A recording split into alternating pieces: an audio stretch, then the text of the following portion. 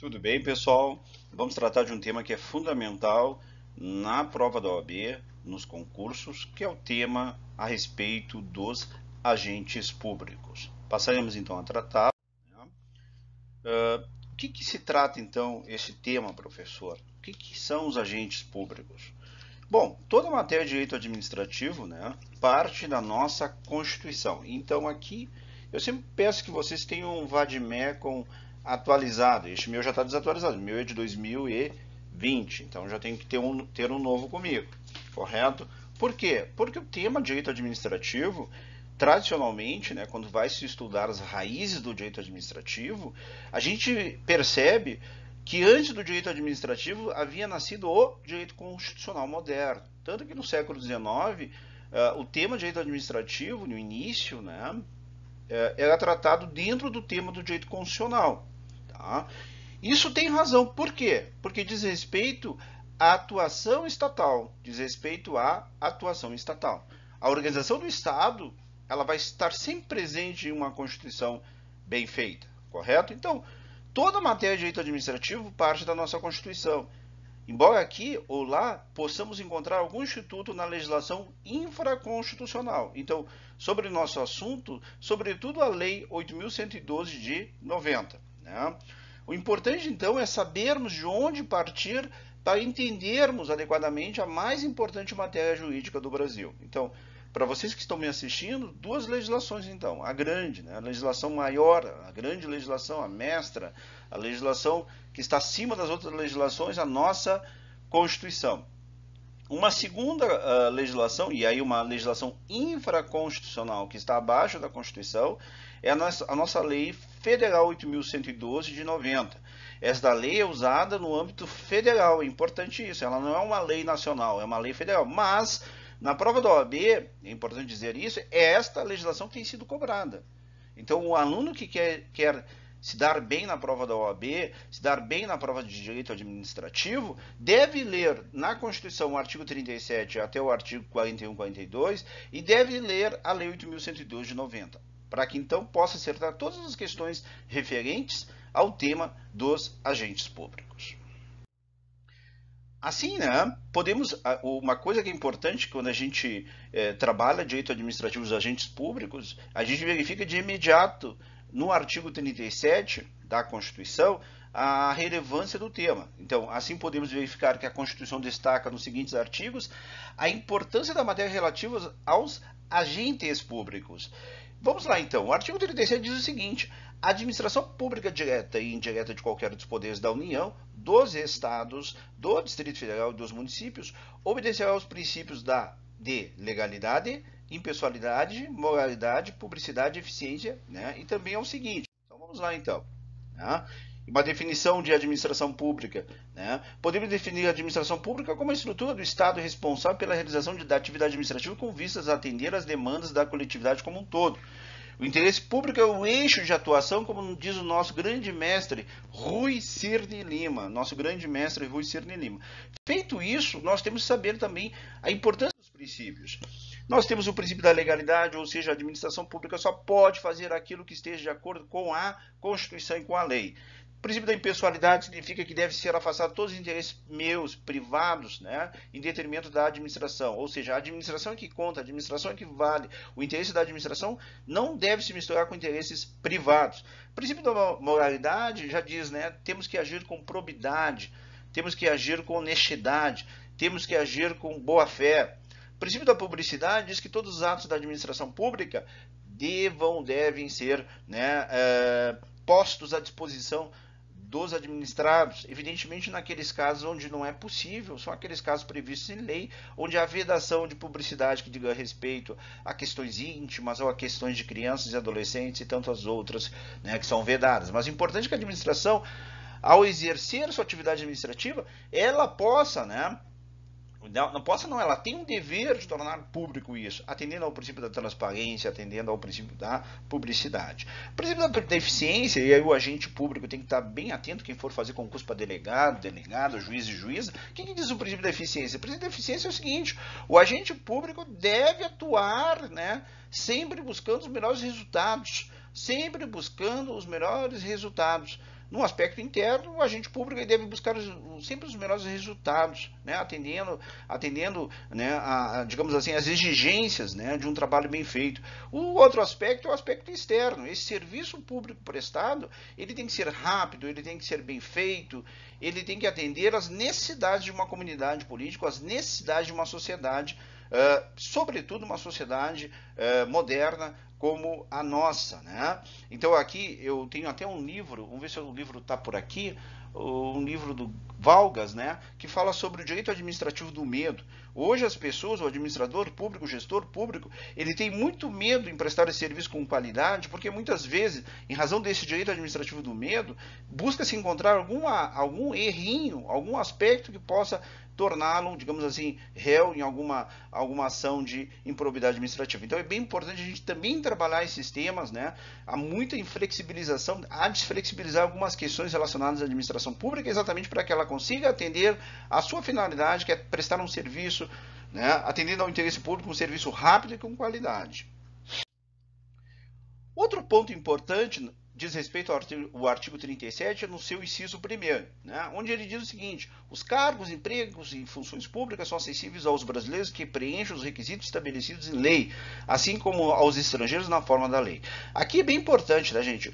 Onde é que estão essas regrinhas? Normalmente nos editais de concurso. Então, o edital é a lei do concurso. Então, fiquem bem atentos, porque tem cargos, né, pessoal, que dependem de uma idade máxima.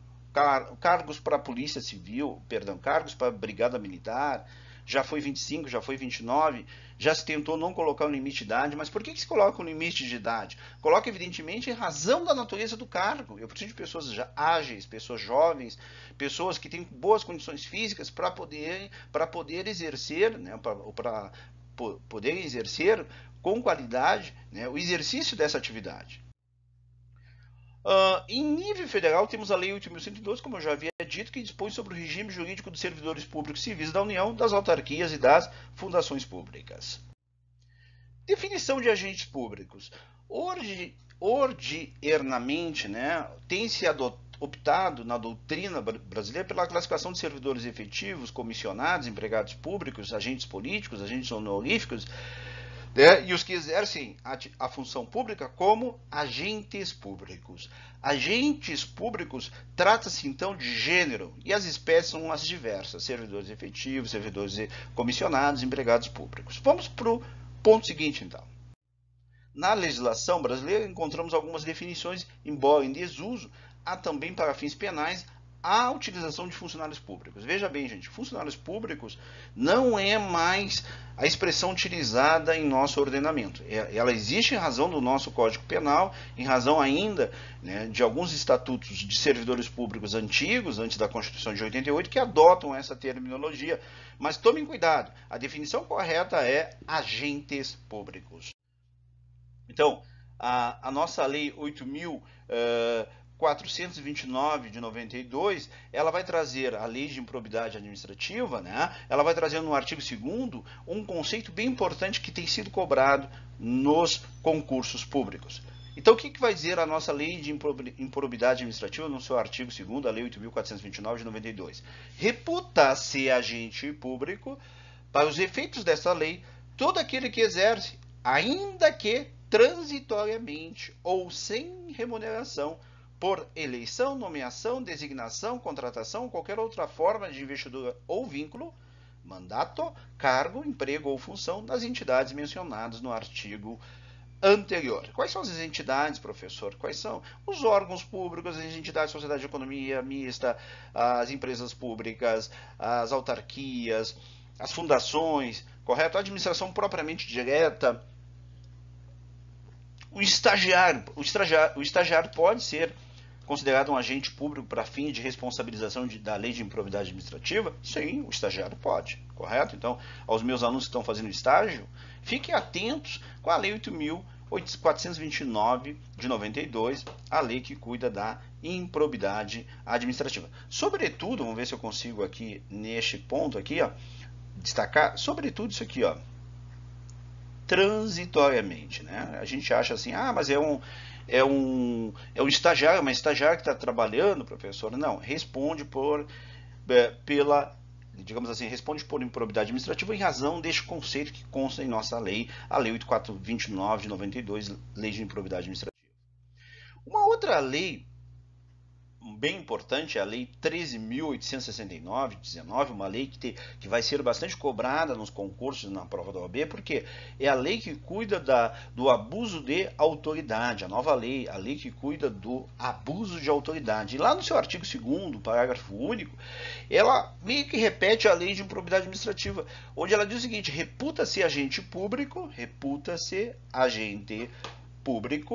veja bem, né, agente público, para efeitos desta lei, todo aquele que exerce, ainda que, olha só, transitoriamente, mais uma vez o caso dos estagiários, ou sem remuneração, por eleição, nomeação, designação, contratação, né, que é o caso do estagiário, ou qualquer outra forma de investidura, vínculo, mandato, cargo, emprego, né, ou função em órgão ou entidades abrangidas pelo caput desse artigo. Mais uma vez, os órgãos e entidades, aqui a lei teve um cuidado do ponto de vista técnico melhor que a Lei de Improbidade Administrativa, porque colocou órgão ou entidade. Lá na Lei de Improbidade Administrativa só havia colocado entidade.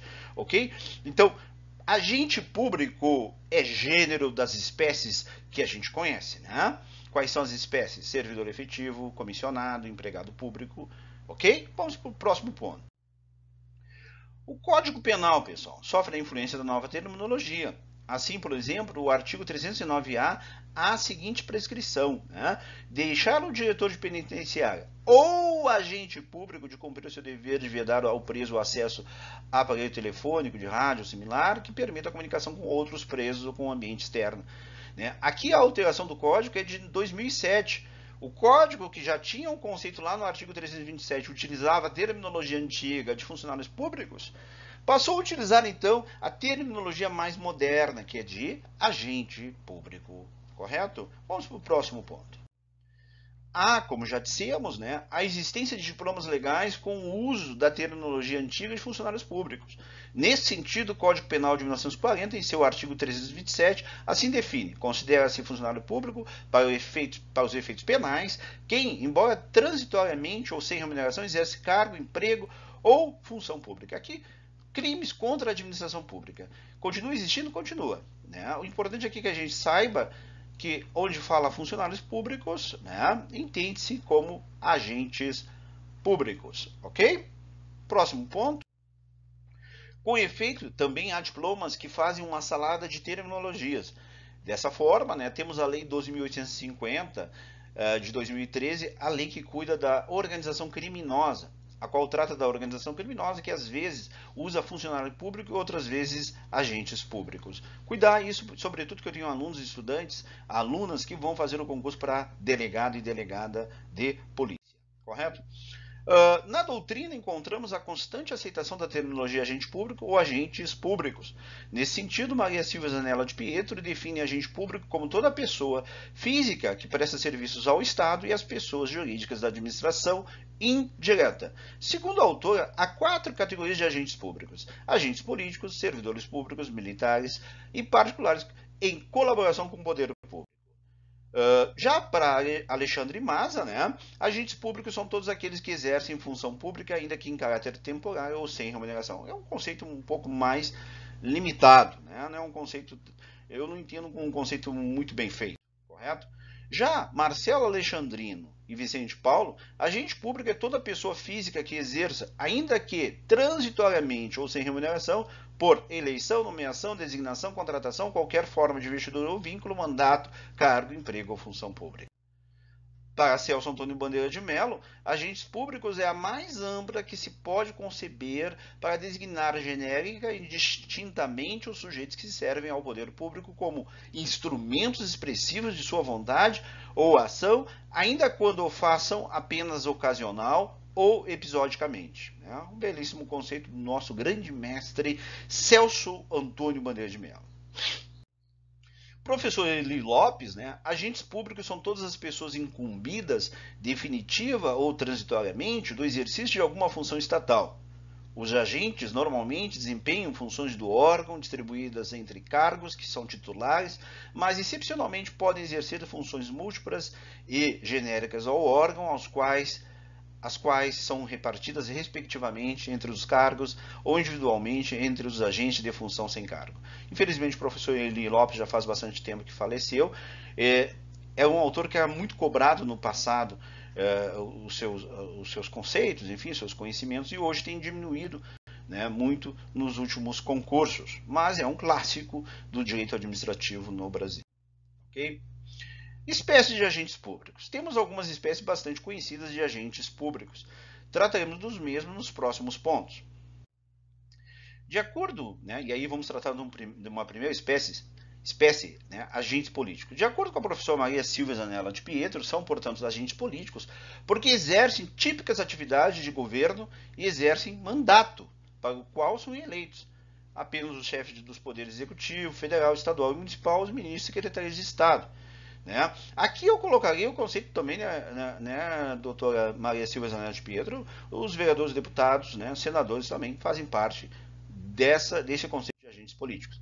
Para o professor Eli Lopes, né, agentes políticos são os componentes do governo nos seus primeiros escalões, investidos em cargos, funções, mandatos ou comissões por nomeação e eleição, designação ou delegação para o exercício de atribuições constitucionais. Ele inclui nessa categoria tanto os chefes do Poder Executivo Federal, Estadual e Municipal e seus auxiliares diretos, os membros do Poder Legislativo, como também os da Magistratura, Ministério Público, Tribunais de Contas, representantes diplomáticos e demais autoridades que atuem como independência funcional no desempenho das atribuições governamentais, judiciais, né, estranhas ao quadro do funcionalismo estatutário. Sobre agentes políticos, temos uma pequena polêmica. Né? Celso Antônio Bandeira de Mello adota um conceito mais restrito. Agentes políticos são os titulares dos cargos estruturais da organização política do país. Ou seja, são os ocupantes dos cargos que compõem o arcabouço constitucional do Estado e, portanto, o esquema fundamental do poder. Sua função é de formadores da vontade superior do Estado. Para o autor, né, são agentes políticos apenas o presidente da República, os governadores, prefeitos, respectivos auxiliares, né, os senadores, deputados e vereadores. Ok? Então, na prova de vocês lá para a OAB, Celso Antônio Bandeira de Mello tem uma visão restritiva a respeito de quem são os agentes políticos. Por outro lado, né, conforme de Pietro, né, esta última conceituação de Celso Antônio Bandeira de Mello é a preferível para a de Pietro. Né? A ideia de agente político liga indissociavelmente a de governo e a de função política. A primeira dando a ideia de órgão, aspecto subjetivo, e a segunda de atividade, aspecto objetivo. Contudo, nós vamos prestar atenção na próxima explicação. Vamos lá. Né? O STF, no recurso extraordinário 228/977 de São Paulo, em que foi relator o ministro Nery da Silveira, nosso ministro e nosso patrono na Faculdade Dom Bosco, referiu-se aos magistrados como agentes políticos, investidos para o exercício de atribuições constitucionais, sendo dotados de plena liberdade funcional no desempenho de suas funções, com prerrogativas próprias e legislação específica. Quanto ao vínculo com o poder público, é de natureza estatutária, regido pela lei orgânica da magistratura. Veja bem, pessoal, o STF, né, pela mão do nosso ministro Nery da Silveira, entende que os magistrados são agentes políticos. Então, lá na prova da OAB, na prova de concurso para juiz, delegado, juíza e delegada, vocês têm que prestar atenção nessa posição do STF, correto? Nós, professor, discordamos do entendimento do STF ao conferir a natureza política aos cargos que guardam limitações e fins que são próprios e que, evidentemente, pode fomentar o abuso de poder por parte dos magistrados. Sabidamente, isso tem ocorrido muito no país. Né? Na tradição ocidental, veja bem, os juízes devem ter finalidades institucionais que os afastam da semelhança do papel dos políticos. Com efeito, em nossa avaliação, tratam-se de servidores públicos com regime estatutário especial. Então, na minha avaliação, pessoal, eu entendo que juízes e agentes, né, os promotores públicos, o Ministério Público, não devam ter natureza política. Mas, enfim, né, o STF já decidiu que sim, que tem natureza política, e isso que importa para a prova de vocês. Bom, sobre agentes políticos ainda, segundo de Pietro, quanto aos membros do Ministério Público, a inclusão na categoria de agentes políticos tem sido justificada pelas funções de controle que lhe foram atribuídas a partir da Constituição de 1988, sobretudo no artigo 129. né? Ou seja, zelar pelo efetivo respeito dos poderes públicos e dos servidores de relevância pública aos direitos assegurados nessa Constituição, promovendo as medidas necessárias à sua garantia, o inciso 2º. No entanto, quanto à forma de investidor e aos vínculos com o poder público, sua situação, né, iguala-se aos servidores públicos estatutários, né, assim sendo submetida a um estatuto próprio. Ok, pessoal? Então, segundo o STF, o que eu tenho que responder numa prova? Agentes políticos são quem? Tanto os magistrados quanto os que atuam como promotores no Ministério Público ou promotores do Ministério Público, ok? E os militares, pessoal? Bom, os militares eles têm um estatuto próprio, correto? Eles tiveram uma modificação com a emenda constitucional 18, passaram a designar-se militares, não servidores militares. A previsão está na nossa Constituição, no artigo 42, né, onde diz: os membros das polícias militares e corpos de bombeiros militares, instituições organizadas com base na hierarquia e disciplina, são militares dos estados, do Serviço Federal e dos territórios. Aqui o cuidado que vocês têm que ter, evidentemente, é quando for estudar para um concurso para a Brigada Militar ou para a Polícia Militar de São Paulo ou do Rio, é que vocês devam ter, né, a leitura, o cuidado com o estatuto que é próprio dos militares, ok? Um conceito assim da doutrina sobre os militares eu trouxe do professor Alexandre Mas. Os agentes militares formam uma categoria à parte entre os agentes públicos na medida em que as instituições militares são organizadas com base na hierarquia e disciplina. Ok? Disse o óbvio, mas é importante a gente ter uma doutrina. Correto? Já outra espécie de agentes públicos, já trabalhamos duas espécies de agentes públicos, né? Os agentes políticos e os militares. Agora, uma terceira espécie de agentes públicos são os servidores públicos, né? As bases normativas sobre os servidores públicos encontram-se na Constituição Federal, como eu havia falado para vocês, a partir do artigo 37. A matéria relativa aos servidores públicos foi alterada pelas emendas constitucionais 19 de 98, 41 de 2003, enfim, e 47 também de 2005. No título dedicado à administração pública, a primeira seção de disposições gerais, artigo 37 e 38, e a segunda, servidores públicos, artigos 39 e 41, contém preceitos de servidores civis. O artigo 42 e parágrafos abriga normas sobre servidores militares dos estados, Distrito Federal, dos territórios. Beleza, pessoal? Aqui eu peço que vocês façam uma leitura atenta do artigo 37 até o artigo 41 e 42, para que vocês tenham no sangue de vocês, né, todo esse conteúdo que tem sido bastante cobrado nas provinhas da OAB. Tá? Outro ponto, tá? Para Maria Silvia Zanella de Pietro, compreendem-se, né, entre os servidores públicos, os servidores estatutários, né, sujeitos a um regime estatutário ocupante de cargos públicos, e aqui é importante, já está sendo discutida no Congresso Nacional uma nova reforma, né, acerca dos servidores públicos e, sobretudo, a estabilidade.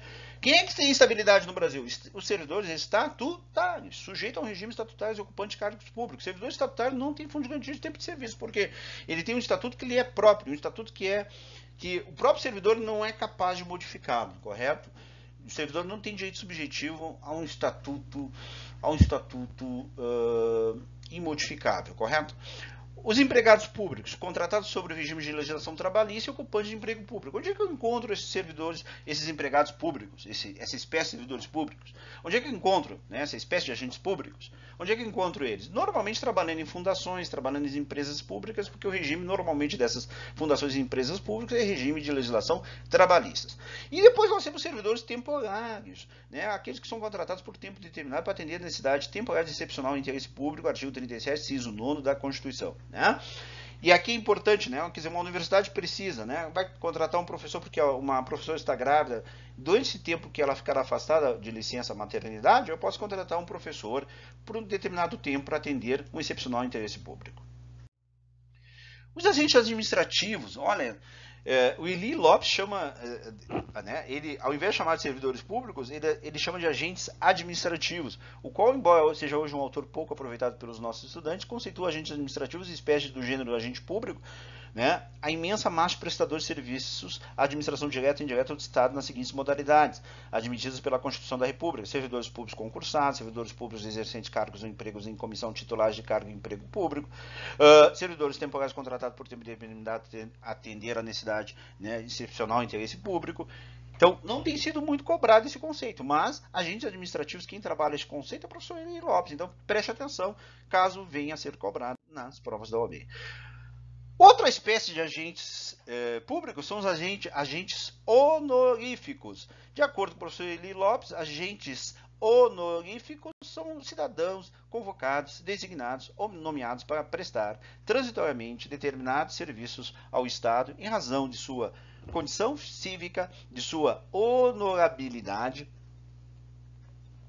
ou de sua própria notória capacidade profissional, mas sem qualquer vínculo empregatício ou estatutário, normalmente sem remuneração.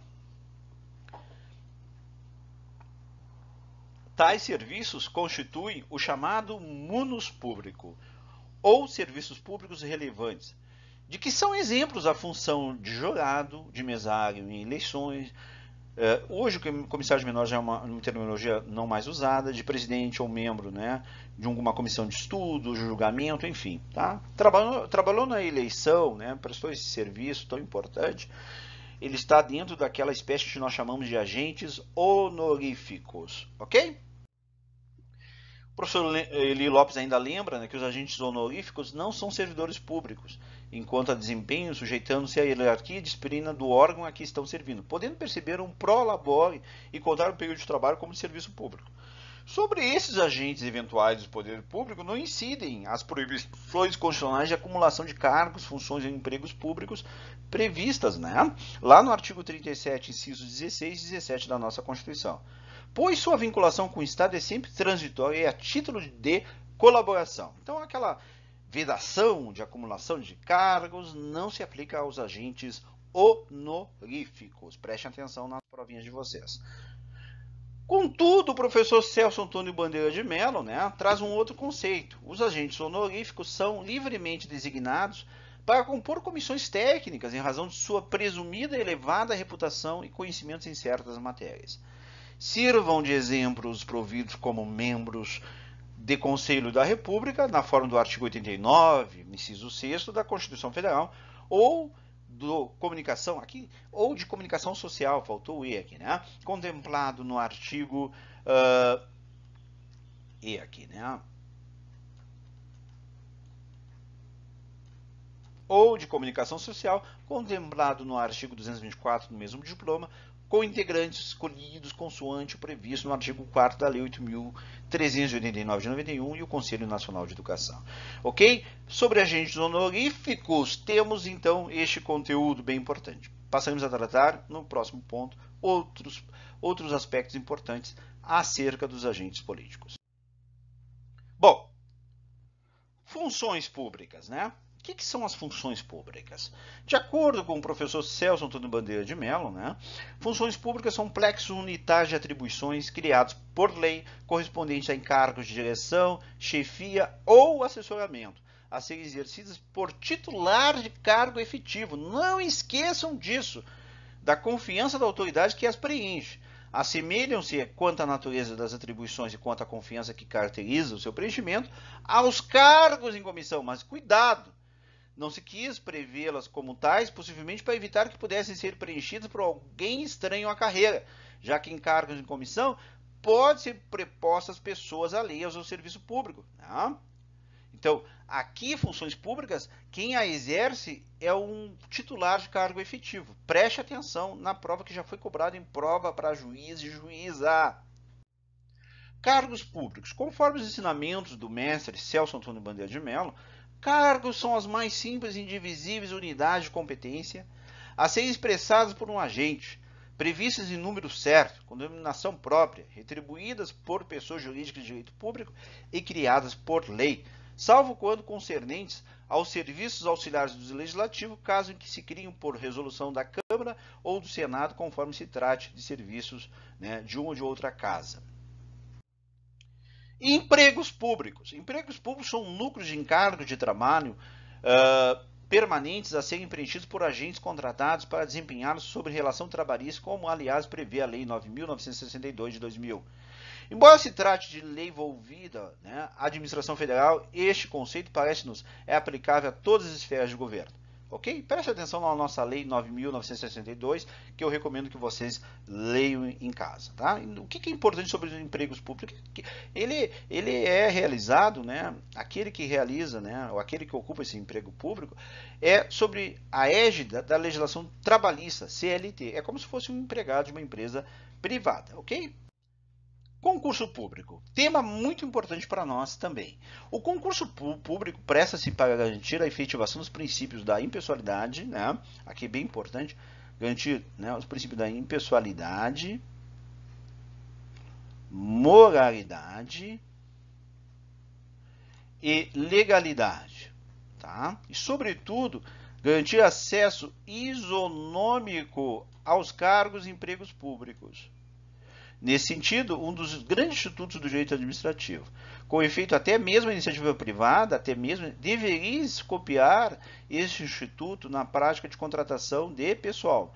Infelizmente, isso não ocorre em razão da cultura do jeitinho e de quem indica, o famoso QI. Então, se tem uma coisa que é muito boa, gente, no Brasil, é o concurso público. Porque ele evita exatamente essas indicações. Quando vê tem uma empresa, tem toda uma família dentro da empresa. E o critério não é competência, não é quem conhece, quem sabe mais. O critério é o jeitinho, ok? Dica que eu dou então, quem trabalha aí como coordenador, supervisor, faça um concursinho, né? Faça uma provinha para ver quem é que está em condições de ocupar um cargo, uma função dentro da iniciativa privada. Copie isso que funciona tão bem na administração pública. A Constituição de 1988 trata do tema do concurso público no artigo 37, no inciso 2º. A investidura em cargo em emprego público depende de aprovação prévia em concurso público de provas ou de provas de títulos, de acordo com a natureza e a complexidade do cargo ou emprego, na forma prevista em lei, ressalvadas as nomeações para cargos em comissão, declarada em lei de livre nomeação e exoneração. Outro aspecto importante também diz respeito do concurso público ao prazo de validade, né? O prazo de validade, segundo o inciso 3º do artigo 37 da Constituição, será de até 2 anos do concurso público, prorrogado uma única vez, uma vez por igual período, né? Então, de novo, o prazo de validade do concurso será de até 2 anos, prorrogável uma vez por igual período. No inciso 4º, durante o prazo improrrogável previsto no edital de convocação, aquele aprovado em concurso público de provas de título será convocado com prioridade sobre os novos concursados, né, em assumir cargo, emprego, né, no caso previsto no edital. Pessoal, concurso público, e aí vocês têm que consultar a Lei 8.112, se vocês estiverem fazendo concurso ou mesmo a OAB, no seu artigo 11. Né?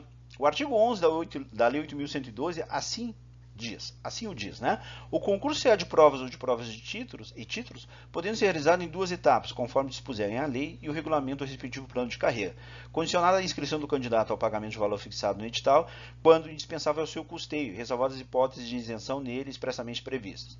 O concurso público terá validade de até 2 anos, podendo ser prorrogado por uma única vez por igual período. O prazo de validade do concurso e as condições de sua realização serão fixadas em edital. Costuma-se dizer, pessoal, que o edital é a lei do concurso. E aí um detalhe importante, não se abre um novo concurso se ainda há aprovados a serem chamados no antigo concurso. Okay?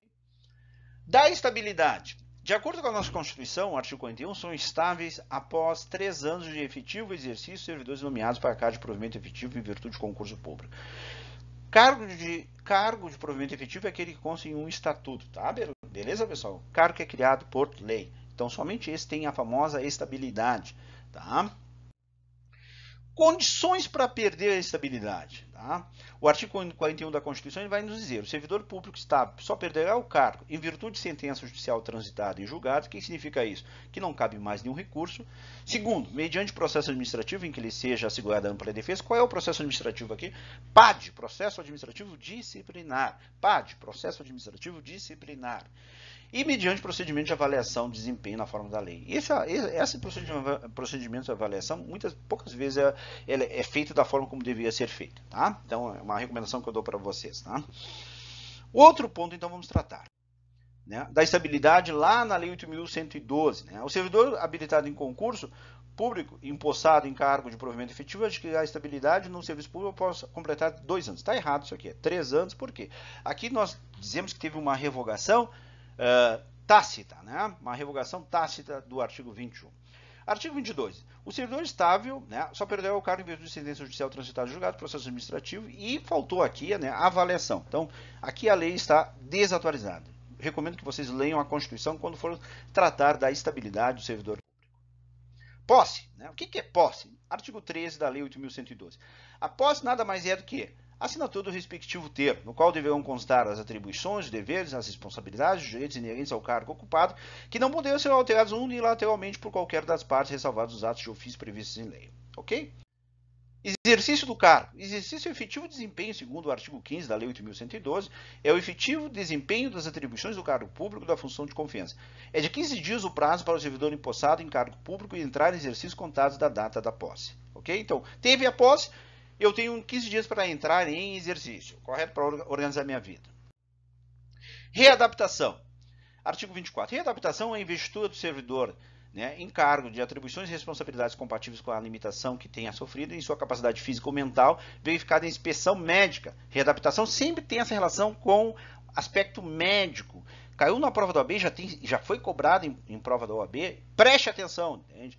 Readaptação e investidura do servidor em cargo de atribuições e responsabilidades compatíveis com a limitação que tenha sofrido em sua capacidade física ou mental, verificada em inspeção médica. Se julgado incapaz para o serviço público, readaptando, será aposentado. A readaptação será efetivada em cargo de atribuições afins, respeitada a habilitação exigida, nível de escolaridade e equivalência de vencimentos. E nas hipóteses, cargo, vaga, serviço, tudo de acordo com o conceito trazido no artigo 24 da nossa Lei 8.112. Reversão. Deixa eu aqui. Né? Reversão. Reversão é retorno. O nome já está dizendo, né, gente? Não tem como errar na OAB esse conceito. Reverter. Reversão. É o retorno à atividade do servidor aposentado. Reversão é o retorno da atividade do servidor aposentado. Como é que se dá isso aí, professor? Por invalidez, quando junta médica oficial, né, declarar insubsistentes os motivos da aposentadoria. No interesse da administração, desde que tenha solicitado a reversão, a aposentadoria tenha sido voluntária, estável quando na atividade, a aposentadoria tenha ocorrido nos 5 anos anteriores à solicitação, haja cargo vago. Ok? Reversão é um conceito bem importante que vocês não devem esquecer na prova. Reintegração. A reintegração é a reinvestidura do servidor estável no cargo anteriormente ocupado ou no cargo resultante de sua transformação, quando invalidada a sua demissão. Lembram, né? Demissão é uma penalidade que o servidor sofre ao responder por um processo administrativo disciplinar. E aí, na justiça, é invalidada essa demissão. O que ocorre, então? Uma reintegração. Tá? Com o ressarcimento de todas as vantagens. Na hipótese de o cargo ter sido extinto, o servidor ficará em disponibilidade. O que é indisponibilidade? Está à disposição da administração, né, esperando para um dinheiro. Encontrando-se provido o cargo, né, eu fui demitido e alguém já entrou no meu lugar, né, o seu eventual ocupante será reconduzido ao cargo de origem, sem direito à indenização ou aproveitado em outro cargo. Tá? Então o Lúcio está ocupando um cargo que antes, né, pertencia a um servidor que foi demitido, mas ele foi reintegrado. O Lúcio vai ser colocado em disponibilidade ou vai ser levado para um outro órgão, um outro setor. Recondução. Recondução é o termo do servidor estável ao cargo anteriormente ocupado e decorrerá de inabilitação em estágio probatório relativo a outro cargo e reintegração do anterior ocupante. Então, o Lúcio estava ocupando aquele cargo, mas aí o sujeito que foi demitido voltou, o Lúcio vai ser o quê? Reconduzido. Súmulas relacionadas aos agentes públicos, súmula 44 do STF, súmula vinculante, né? Aqui faltou vinculante, súmula vinculante do STF, súmula vinculante.